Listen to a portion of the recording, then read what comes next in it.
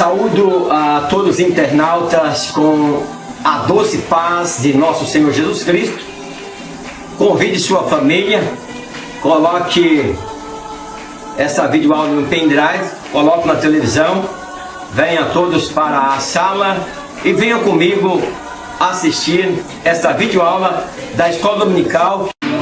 Estamos com mais uma videoaula da nossa Escola Bíblica, lição 8, que vai falar sobre corpo, alma e espírito como instrumento de adoração.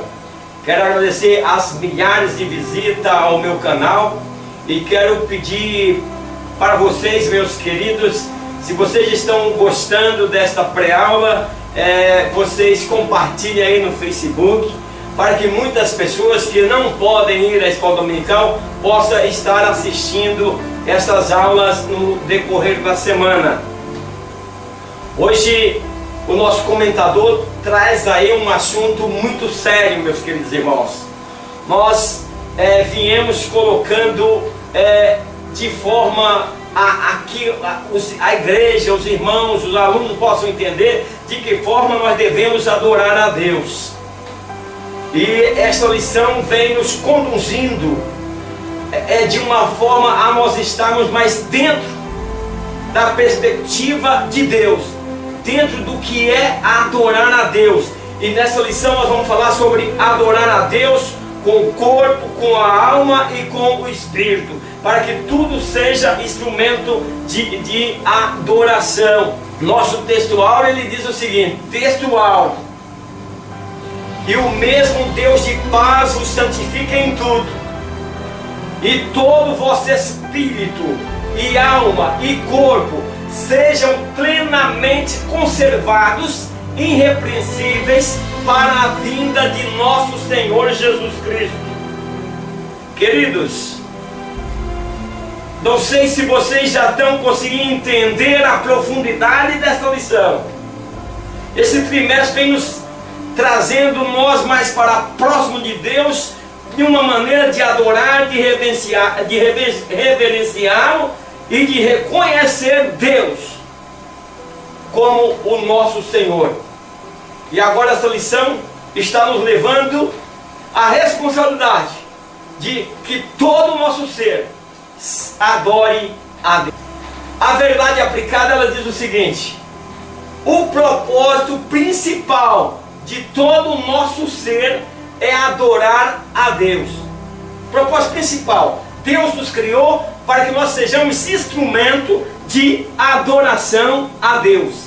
Então, meus queridos, é interessante entendermos que não é só com a alma que nós deveremos adorar a Deus, mas também com o nosso corpo. O seu corpo é instrumento de adoração a Deus quando as pessoas olham para o seu corpo.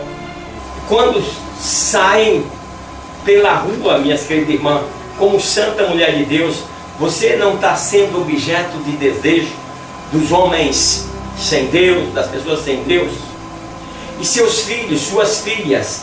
Há poucos dias eu assisti uma cena quando uma criança de mais ou menos 9, 10 anos de idade foi subir no púlpito para apresentar um hino. E ao subir a escada ela teve que segurar, porque senão ia aparecer a sua calcinha. Quem é o culpado? São os pais. Desde cedo os pais estão preparando. É preciso nós termos mais cuidado como vestir as nossas crianças, para que o seu corpo glorifique a Deus. É os pais que vão ensinar seus filhos, desde a formação do caráter até como se vestir. Se os pais colocam uma roupa curtinha na criança, manda ela para a escola, manda ela para a igreja, quer dizer, não está zelando para que aquela criança cresça pensando em todo o seu ser adorar a Deus. Não está formando um caráter de responsabilidade na criança. E aquela criança, desde pequena, desde a sua infância, começa a ser objeto de desejo. Então, por isso eu quero abrir um parênteses aqui e dizer aos pais: procure vestir suas crianças de forma que elas agradem a Deus, de forma que elas cresçam para ser instrumento de adoração e não instrumento de cobiça. O objetivo da lição, no ponto 1, do 1 ao 3, nós vamos enfatizar a adoração como prioridade da vida. Do ponto 2 até o 2.3, nós vamos destacar nossas atitudes como oportunidade de adoração. No ponto 3, nós vamos expandir a compreensão sobre a adoração. Na introdução, a introdução diz o seguinte: o sacrifício diário de nosso corpo requer uma conduta e esse procedimento atrela-se a uma meta renovada que nos informa e faz experimentar a boa, perfeita e agradável vontade de Deus para as nossas vidas. A verdade aplicada, ela diz o seguinte. Então, antes de entrar na verdade aplicada, Trindade de Deus. Para que nós possamos entender essa lição, que fala de corpo, alma e espírito, nós vamos falar também de um Deus trino. A unidade divina é uma unidade composta de 3 pessoas distintas e divinas que são Deus Pai, Deus Filho e Deus Espírito Santo. Eu vejo 3 pessoas que agem em unidade. Nós temos Deus Pai, Deus Filho e Deus Espírito Santo. Nós vemos alguns pregadores, nós já temos visto, dizer que Deus não tem forma. Na minha visão, eu vejo um Deus Pai que é capaz de pegar a água do mar na concha da mão. Um Deus Pai que diz: os meus olhos procurarão os fiéis da terra. Um Deus Pai que tem face. Vejo um Jesus Cristo que tem semelhança de homem. Põe aqui o dedo na minha mão e vê que sou eu mesmo. Só apenas, meus queridos, eu não consigo ver forma no Espírito Santo. Nunca vi falar em mão, olho, braço ou pé do Espírito Santo. Então é por isso que a Bíblia diz que nós fomos feitos à semelhança de Deus. Eu vejo um Deus que parece conosco. O homem é um ser tríplice. O homem também. Vamos ver a divisão humana, porque seja todo vosso corpo, alma e espírito, né, plenamente conservado para a vinda do Senhor. O ser humano constitui uma unidade complexa. É simultaneamente corpo, alma e espírito. É o mesmo Deus de paz, né? Os santifica em tudo. Corpo, alma e espírito. Subdividindo o homem em corpo, alma e espírito. Depois nós temos em Hebreus que diz que a palavra de Deus é viva e eficaz, né? E que fala também do corpo, alma e espírito. O ser humano possui a alma, corpo, alma e espírito. O objetivo da primeira parte: enfatizar a adoração como prioridade da vida. Nesse primeiro ponto, nós vamos dar foco, enfatizar e priorizar a adoração. É isso que Deus quer. O ser humano foi feito para ser adorador. 1. Adorando a Deus com o nosso corpo. O clamor apostólico de Paulo é oriundo das profundezas de Deus para o seu povo. Que é quando Paulo fala: rogo-vos que apresentei os vossos corpos em sacrifícios vivos, santo e agradável a Deus, que é o vosso culto racional, o culto com raciocínio. Então, nós falamos de louvor, falamos de adoração em vários sentidos, e agora, nessa lição, nós vamos falar em adorar a Deus com o nosso corpo. Qual o significado dessa expressão? Culto. O que é um culto? Latreia, quer dizer serviço. Então, quando nós vamos cultuar, nós vamos prestar um serviço a Deus. Por que culto racional?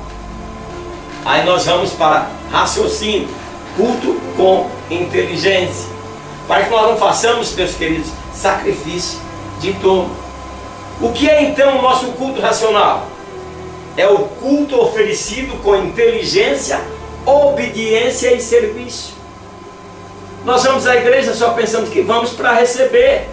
Nós vamos para servir, nós vamos servir ao Senhor, nós somos servos. E assim que nós possamos entender que nós vamos adorar a Deus com o nosso corpo. Então, meus queridos irmãos, aí entra, Deus quer o coração, mas espera ali, de que maneira eu estou vestido para adorar ao meu Senhor? Nós sabemos que existia as vestes sacerdotais. Nós sabemos que no tempo para se adentrar era preciso tirar as alpacas dos pés. Quando entrava no lugar santo era preciso tirar o sapato dos pés. Não podemos viver conformado com esse mundo. Precisamos dar prova de que fomos transformados pela renovação do entendimento. Meus queridos irmãos, nós não podemos estar na igreja produzindo os mesmos frutos que nós produzíamos no mundo, comportando da mesma forma que nós comportávamos quando estávamos no mundo. Nós, quer dizer, estamos contrariando o novo nascimento. Então, prova de que nós não nascemos de novo. Então, para realmente o nosso corpo dar prova de que somos nova criatura, é necessário que nós estejamos adorando a Deus com o nosso corpo. E aí assim experimentar qual seja a boa, agradável e perfeita vontade de Deus. Não dá para adorar a Deus somente com os lábios. O nosso corpo também tem que fazer parte desta adoração. O termo grego parakaleo tem o sentido de ademoestar, parakaleo, ademoestar, encorajar e exortar. O em um diz assim, o argumento, a compaixão de Deus. O argumento que Paulo usa para a adoração é profícuo, que quer dizer frutífero, e pertinente, que quer dizer apropriado. A compaixão de Deus é oiktimos, são as palavras difíceis de pronúncia, que quer dizer misericórdia, compaixão, que se origina do estado miserável de alguém que está em necessidade. Então, meus queridos, no hebraico essa palavra é reset, que em português corresponde a benignidade, bondade e devoção. Isso, são qualidades que vêm atrelada ao servir a Deus com o corpo, alma e espírito. Então, servir a Deus com o corpo, servir a Deus com a alma e com o espírito. Aí vem os frutos do espírito, meus queridos irmãos, que é benignidade, bondade, mansidão, e aí vem devoção, significando a palavra resed em português. Resed, esta palavra é usada para descrever o israelita fiel. Então, meus queridos, aí nós vamos estar vendo, resed, compaixão. Se você como cristão, como adorador de Deus, você não tem compaixão, você precisa rever seus conceitos. Porque a palavra compaixão, ela aparece mais de 240 vezes no Antigo Testamento e de forma especial no livro de Salmo. Quando traduzido para o grego, recebe o nome de misericórdia. Então, meus queridos, compaixão, uma palavra que aparece várias vezes no Antigo Testamento, em especial no livro de Salmo. Quando traduzido para o grego, recebe o nome de misericórdia, palavra de grande importância dentro do vocabulário teológico. Aqui o termo vem compaixão, compadecer das pessoas. 1 e 2, vamos falar o sacrifício vivo. Para os leitores de Paulo, esse sacrifício leva-os ao Antigo Testamento, pois todas as vezes que se fazia um sacrifício, o animal é que tinha que ser morto. Eu já disse em outras lições, que as pessoas haviam um pecado e o animal tinha que ser morto no lugar do pecador. Então eles colocariam a mão sobre o animal, confessando que sabia que quem deveria morrer seria ele. Mas hoje Deus requer de nós sacrifício vivo, nossos corpos. Doravante, o sacrifício é vivo. Isso se configura na adoração através de nosso corpo como sacrifício vivo. Eu sei o que eu estou fazendo. Eu estou adorando, eu sei que estou adorando. Não precisa o animal morrer. Jesus Cristo já morreu por nós, já pagou o preço por nós. Agora nosso sacrifício é um sacrifício vivo. O que eu renuncio por amor a Cristo? Então, o culto. Preciso oferecer a Deus um culto consciente. Sacrifício vivo. Um culto racional, eu sei o que estou fazendo. E um culto inteligente. Deixando morrer nossa natureza pecaminosa, mas permanecer vivos e não mortos. Atitude que leva-nos ao princípio da renúncia. Então, meus queridos, é dessa forma. Sacrifício vivo, nossos corpos. Todo o nosso ser deve expressar louvor e adoração ao nosso Deus. Que diz o salmista: bendizo a minha alma, o Senhor, e tudo que há em mim, bendiga o seu santo nome. Então tudo que há em mim tem que bendizer ao Senhor. A maneira que eu estou vestido, porque eu estou falando, essa lição está falando de nosso sacrifício com corpo, alma e espírito. Então a maneira que eu me comporto na minha vestimenta, é preciso que ela adore a Deus. Queridos professores, seja calmo, ensine com muita tranquilidade, com muito cuidado, mas olhe para as pessoas, manda ela olhar, olhe para você, vê se a sua vestimenta agrade a Deus. Porque nós estamos falando de oferecer a Deus corpo, a sacrifício vivo, corpo, alma e espírito. 1:3 diz o seguinte: o resultado final, o culto racional, o culto com razão, adoração inteligente, compreensão do que se faz. Meus queridos, não pode acontecer no meio dos cristãos alguém dizer que está sendo usado pelo Espírito Santo e dizer que não viu. Porque nós oferecemos culto a Deus, culto pela razão. Sabemos se Deus está presente em nossa vida, nós sabemos, nós sentimos. Pois nós aceitamos Jesus e Ele vem morar dentro de nós. Ele diz que eu e o Pai, e o Filho, nós viremos para vós e faremos em você morar. Então, se Deus habita em nós, nós temos que ser árvores que produzem bons frutos, meus queridos irmãos. Nós não podemos produzir frutos que não são do Espírito, mas nós temos que produzir bons frutos. Amor, mansidão, longanimidade, misericórdia, compaixão. Isso tem que ser inerente de nossa vida. Por quê? Porque Jesus Cristo, o Espírito Santo, habita em nós. Nós sentimos a presença de Deus em nossa vida. E onde está a presença de Deus, não pode se manifestar estas coisas. Não pode uma árvore produzir dois tipos de frutos, frutos bons e frutos maus, frutos doces e frutos amargos. Então, tudo isso, irmão, é bem claro para que nós possamos entender a perfeita vontade de Deus e se nós estamos encaixados na perfeita vontade de Deus. Se o nosso corpo, alma e espírito estão de acordo para a adoração verdadeira a Deus. Na Índia se adora a vaca, e são vários tipos de adoração, de amuletos que não agradam a Deus.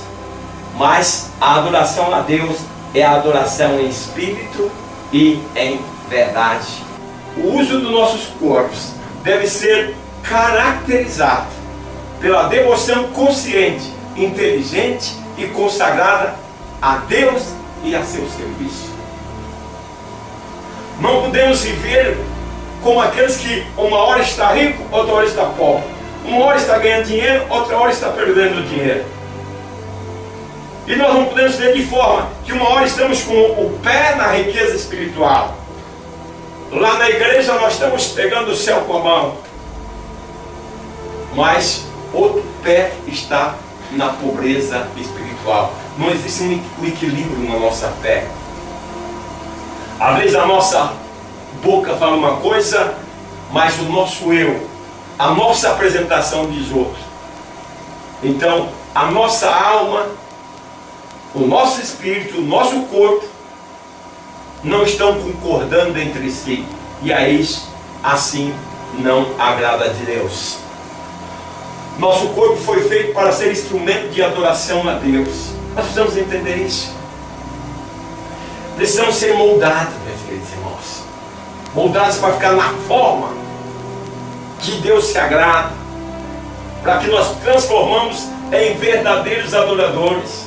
Não somente a aparência, mas corpo, alma e espírito. Isso envolve todas as nossas atividades, em todos os momentos de nossas vidas. A consciência desse fato nos torna casa de Deus. Casa terrestre, Paulo falou, referindo-se à casa temporária. Por que casa temporária? Porque esse nosso corpo, irmãos, ele, depois que nós morremos, ele vai se apodrecer, para nada mais vai servir. Mas a nossa alma vai se unir ao Espírito. E daí, qual será o destino de nossa alma? O apóstolo Paulo usa a palavra casa terrestre, referindo-se à impermanência. É a insegurança como uma ilustração da vida terrena. Paulo está ilustrando a insegurança. Ora, quantos de nossos amigos que estiveram também na semana passada conosco e hoje já passaram para a eternidade? Então nós estamos falando de uma casa terrestre que vai se desestabilizar, que vai adoecer, que vai enfrentar problemas. Casa terrestre refere-se à casa temporária, porque o nosso corpo, nós temos corpo, alma e espírito. Então, no nosso corpo habita a nossa alma e o espírito. Quando a nossa casa terrestre se desfazer, aí nós precisamos de um corpo glorificado para ser conforme o corpo de Jesus. Então, nosso corpo, casa temporária, torna-se uma ponte para a nossa casa eterna no céu. Isso requer que seja uma casa que adora a Deus. Você sabia que o seu corpo é templo do Espírito Santo? Drogas, bebidas, mutilações, sexo ilícito, dependência psíquica ou dependência química, né? São alguns crimes que nós praticamos contra o nosso corpo. Isso tem um preço, irmãos. Nós vamos estar vendo os resultados que nos traz esse preço da desobediência, sistema de desobediência. O nosso corpo nós não podemos destruir. A Bíblia diz que se alguém destruir o corpo de Deus, se alguém destruir o templo de Deus, Deus destruirá. Nós colhemos a lei da semeadura. Nós vemos muita gente que nós vamos orar, está doente, nós oramos e Jesus não cura. Por quê? Porque a lei da semeadura, ele desobedeceu e fez aquilo que não podia fazer. Adão e Eva viviam no paraíso. Deus não abandonou, não os abandonou, mas pagaram o preço. Saíram da zona de conforto que era o paraíso, aonde tinha seus encontros com Deus, aonde vivia as delícias, mas pagou o preço. Por quê? Por causa da desobediência. Que o Senhor nos dê graça de sempre glorificá-lo com o nosso corpo. Saibamos adorar a Deus com a renúncia e constante disposição. Meus queridos irmãos, nos dias que nós vivemos hoje, em que a sociedade procura se apresentar de maneira social, vamos dizer, de maneira que a mídia está apresentando, baseada em seus ídolos, nós também, como cristãos, às vezes queremos acompanhar a mesma coisa. E nós deixamos de apresentar o nosso corpo de forma santa. Meus queridos irmãos, hoje nas nossas igrejas é uma dificuldade. Muitos de nossos jovens, quando saem por aí, eu mesmo na igreja, não dá para entender se é cristão ou não é cristão, por causa que a veste não fala. A nossa veste tem que falar se somos cristãos. A Bíblia diz que do que está cheio o coração, né, fala a boca. Pelos frutos se conheceis as árvores. Então nós precisamos estar dando fruto, meus queridos irmãos. O segundo ponto, o objetivo é o seguinte: destacar nossa atitude como oportunidade de adoração. A adoração que flui de nossa alma. O ponto 2. A alma é nossa identidade interior. Veja bem, nossa razão de ser. Isso é nossa alma. Todos os nossos sentimentos, manifestos ou reservados, estão atrelados a essa capacidade da alma que está em cada um de nós. É difícil de compreender. Talvez nós não conseguimos entender nem a divisão alma, corpo e espírito que existe entre nós. Então nós não conseguimos entender até a nós mesmos. Veja que nessa lição começa dizendo, olha, corpo, alma e espírito, tudo seja para adoração a Deus. E aqui ele fala que a alma é a nossa identidade interior. Uma alma alegre, uma alma inteligente, uma alma que age com a razão. Todos os nossos sentimentos manifestos ou reservados estão atrelados a essa capacidade da alma, que está em cada um de nós. Então, meus queridos irmãos, a alma fala muito dos nossos sentimentos, ligado com o nosso coração, e aí por isso que ela se torna a nossa identidade. Já que não sejamos alma penada. 2 e 1. Um clamor para dentro de si, olhando para dentro de você. A sensibilidade de Davi é comovente e impressionante. O seu grito para dentro de si revela uma urgência de adoração da sua alma, invocando sua interioridade a bendizer ao Senhor. Bendiz ao Senhor, ó minha alma, e tudo que há em mim bendiga o seu santo nome. Meus queridos, tem hora que nós vivemos uma guerra dentro de nós. Corpo, alma e espírito. Não queremos fazer a vontade da carne. É preciso sacrificar. Mas às vezes nos incomoda e nos atrapalha. E aí nós temos aquele grito para dentro de nós. Jesus, tem misericórdia. Tira esse desejo. Não deixe eu fazer isso. Um grito voltado para dentro de nós, pedindo misericórdia a Deus. O mundo está gritando, meus queridos. Vivemos em um mundo de infinitos gritos, onde muitos casos revelam apenas ruídos de almas doentias, inclinadas aos seus individualismos e centralismo de naturezas caídas. E aí, meus queridos, nós podemos ver que nós acompanhamos por manchetes de jornais, pessoas desesperadas, pessoas se suicidando, pessoas fugindo dos seus países, gritos de misericórdia. Nós vemos essa criança que a sua imagem correu o mundo, quando seu corpo ali na praia, e o mundo está gritando. Espírito é aquilo que nos torna consciente de nós mesmos e nos capacita a relacionar com Deus. O Espírito está mais ligado com Deus. O Espírito não concorda com o procedimento de nossa alma, que leva o nosso corpo a fazer coisas que não deveria. Então por isso que muitas vezes o nosso espírito sofre. Deus é Espírito e nós somos Espírito.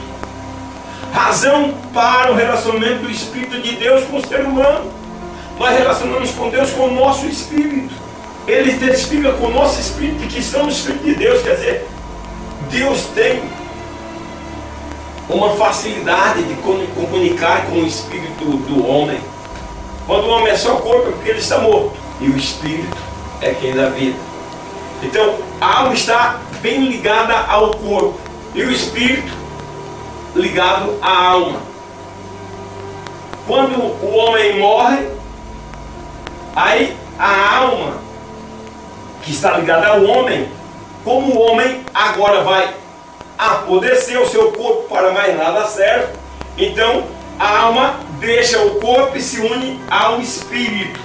e aguarda um novo corpo que o Senhor dará no arrebatamento, na transformação, e nós receberemos um corpo de glória a partir da morte. Veja bem se os irmãos conseguem entender. Então a alma desconecta do corpo e se conecta agora ao Espírito.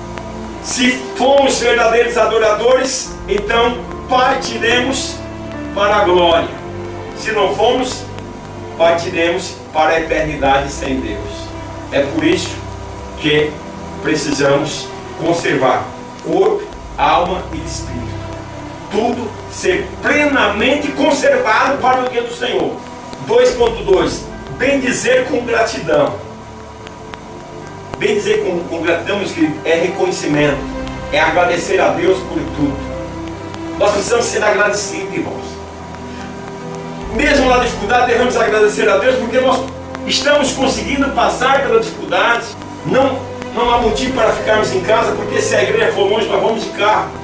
Se sairmos 15 minutos, 20 minutos antes do começo do culto, chegamos lá na hora ainda. Então, meus queridos, estamos agradecidos por isso. Você já agradeceu hoje a Deus pela tua família?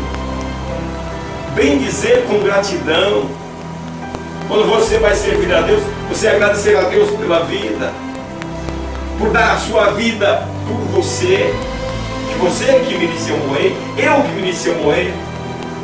Olhar para o seu corpo e olhar que se teu corpo bendiz ao Senhor, a Bíblia diz: bendiz a minha alma ao Senhor, fala da alma. E aí disse: tudo que há em mim, minha mão, minha boca, meu ouvido, meu paladar, meu caminhar, tudo tem que bendizer ao Senhor. Temos que adorar a Deus, Ele é a nossa força. Se o Senhor não nos guardar, nós estamos perdidos.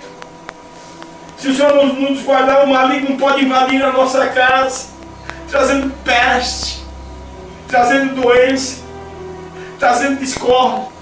Então bendiga ao Senhor, agradeça ao Senhor pela esta tranquilidade. Mesmo vivendo em dias difíceis, mas nós somos abençoados, somos guardados pelo Senhor, porque Ele é a nossa força, Ele é a nossa proteção, Ele é o nosso refúgio. Devemos tomar o cálice da salvação e pagar os votos.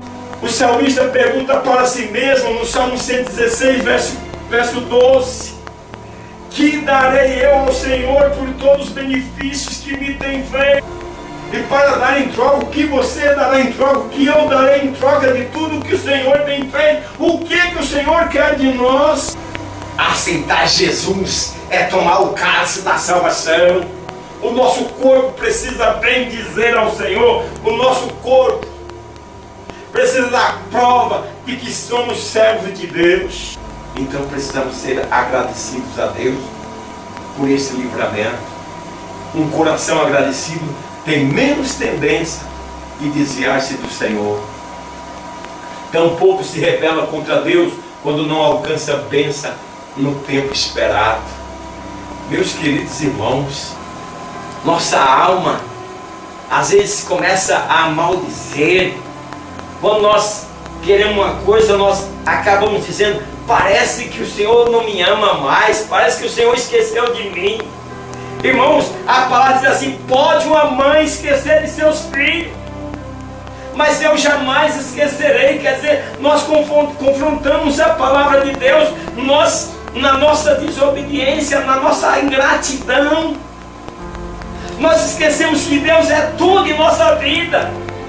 E em momentos difíceis nós começamos a falar que Deus esqueceu de nós. Ele não esquece. Volte a praticar as obras que reverencia e que agrada a Deus. Volte a praticar a verdadeira adoração. 2.3 diz assim: gratos pela salvação. Nossa salvação é um dos primeiros motivos de gratidão, pois alcançamos do Senhor um favor imerecido. Nem eu, nem você, ninguém merecia, meus queridos. O mundo está perdido. Nós merecíamos era a morte, mas Jesus se entregou por nós. Jesus deu a sua vida por nós. E hoje acabou-se a parede de separação. nós temos acesso direto a Deus, nós falamos com Deus na igreja, em casa, de madrugada, nós falamos com Deus e Ele nos ouve.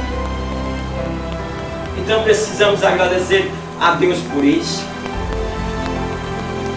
A diferença entre graça e compaixão, no que se refere à pessoa de Deus, é que na graça o Senhor nos deu o que não merecia, para nos dar vida que nós não merecíamos, mas Deus não nos deu aquilo que nós merecíamos, nos deu a vida eterna, quando o que merecíamos era a cruz, a condenação, o inferno e a morte eterna.